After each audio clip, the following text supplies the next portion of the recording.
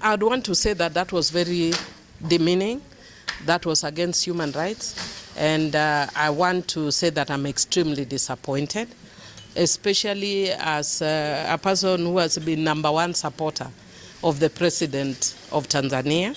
And I'd want to say that all is not lost. She can still retrace her steps. Really, because her presidency is her focus not on just her, but on a lot of women. It's a test on women leadership. And so I would want to ask her to rethink and reset. That's not what we want to see. Her presidency for women goes beyond Tanzania. And even the fact that people like Martha were stopped. She made a big issue out of nothing, if you ask me. Look at Uganda. Uganda was allowed Martha to go in, and she's come out. Big deal. Nobody's talking about Uganda anymore.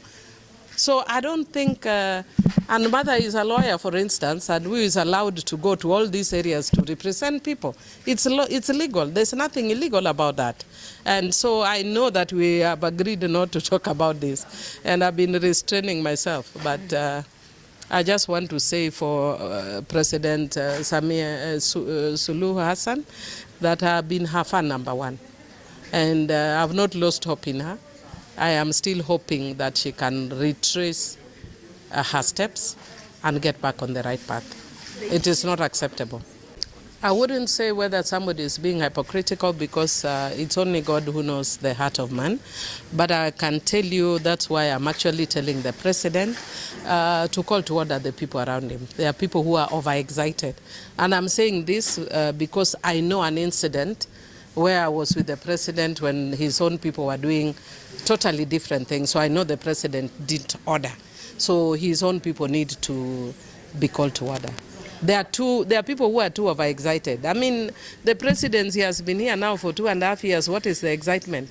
Get used to it. When I bought this suit, I was very excited. I'm no longer excited. I've worn it more than 1 time. I can't be jumping up and about it. Look at my new suit all the time. I mean, get used to it right now, please. Well, I think you've also seen that the president has been very busy, so he doesn't necessarily have to respond on the spot. But I support my party leader 100% that there is a need for compensation of victims. And I'm not saying this because of politics, because I am actually the author of the Victim Protection Act, because I believe anybody who is a victim of crime need to be compensated. And it is not just limited to the Gen Zs. The Gen Zs who are killed, their families need to be compensated. The ones who are injured need to be compensated. The people who are killed when we demonstrated post-election, their families need to be compensated. And it's not much, really, if you look at the number of people who are there. And I want to thank the president for giving that, saying the forgiveness or seeking for forgiveness. So the forgiveness, I would want to urge him again to follow with an act. In law we say there is the mens rea and the actus reus. Let his mens rea be followed by an actus reus. What it is in his mind need to be followed by action. That I'd want to encourage the president to take action or to take control. I think there are people who are overexcited around the presidency. For instance, this young girl called Rose Njeri, who was arrested. Honestly, unless there's a big thing that is not evident to us, there was absolutely no reason to arrest that girl. And for me, I get very jittery when I see any evidence of a thinning of a democratic space. That this gives me jitters.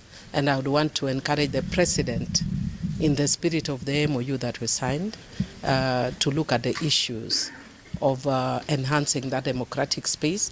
And for somebody who is basically just trying to give us views on the finance bill, I don't see what's wrong with that. When people give us views on the finance bill, we will accept what we think makes sense and we will reject what doesn't make sense. Of course, I know Kenya comes from the issues of Gen Z last year, and there may be jitters, but I don't think it makes sense to arrest a very young, innocent-looking girl over simple things like that. So I do condemn that. But what I'm doing here is, as a person very passionate about issues of human rights, whenever I see anything that appears as a regression, I will call it out, and I'm calling it out.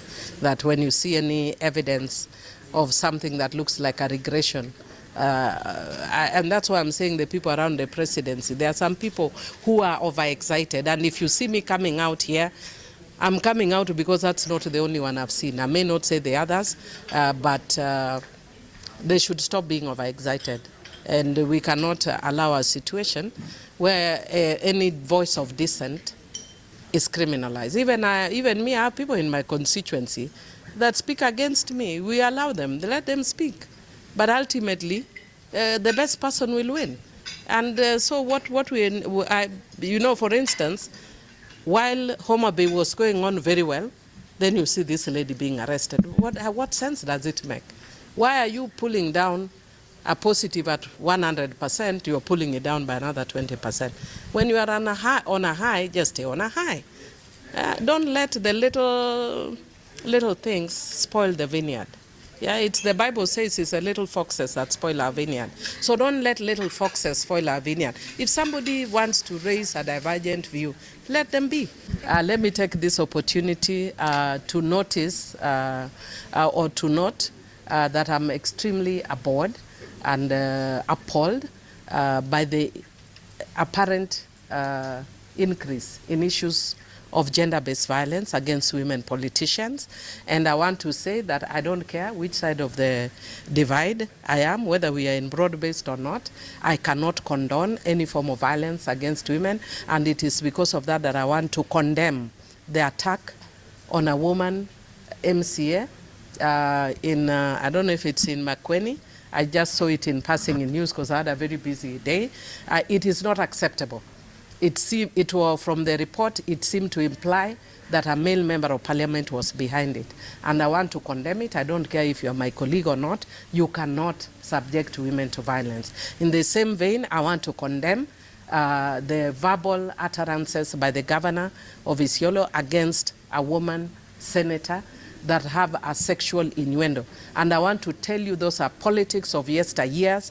You are not going to demean women using their sexuality. You are not going to attack women and expect us to be silent. Because this political space is for both men and for women, and you are not going to use below the belt issues and expect us to be silent as you attack women. Thank you. Thank you. Yeah. Where does that leave Kenyans? I would actually say for me, as a legislator, I know my party leader has spoken very strongly on the issue of NGCDF because he believes it takes away from the role and the mandate of legislators, which is legislation, representation, and oversight. And I want to agree with him that as currently configured, that is the way it is. But the country, it's the Kenyans that are putting pressure on parliamentarians to put in development as their role. So even if you remove NGCDF, I'll go back to my constituency, they'll tell me, we don't have a class. Please build us a class. So what then do I do? Harambe. Then what do members of parliament do? They'll either do harambes or they line in State House, yeah, and pledge allegiance, what we had come away from in Moi's era's time.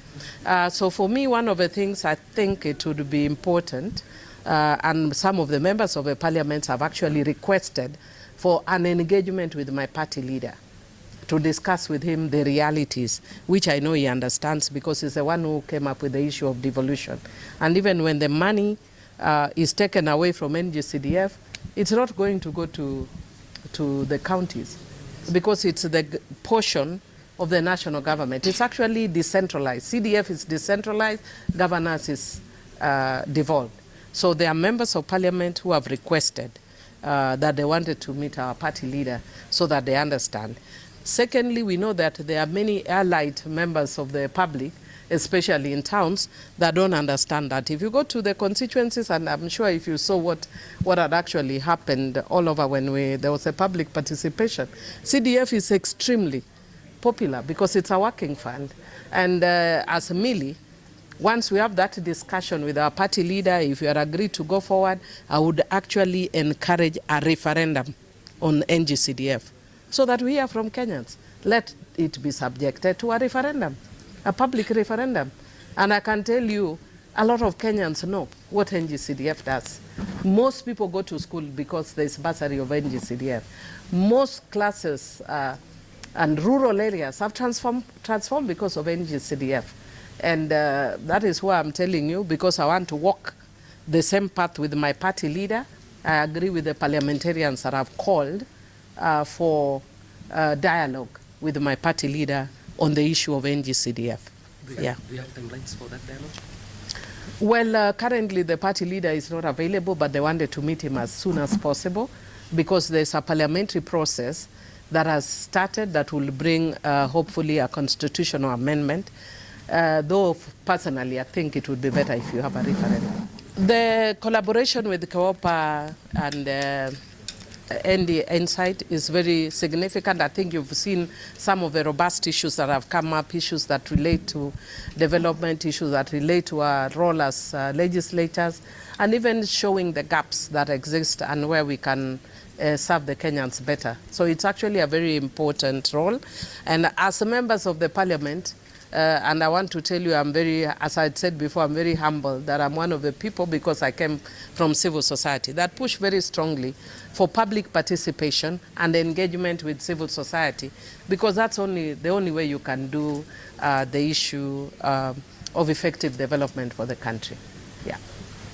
Yeah. Okay, thank you. From politics, will you tell us where we are at with the assisted reproduction? The assisted reproduction technology bill was actually on the floor of the House yesterday, but because of other challenging issues that were before the floor, it's coming next week. Okay. Yeah, for the committee of the whole House. Okay. Thank you. Thank you.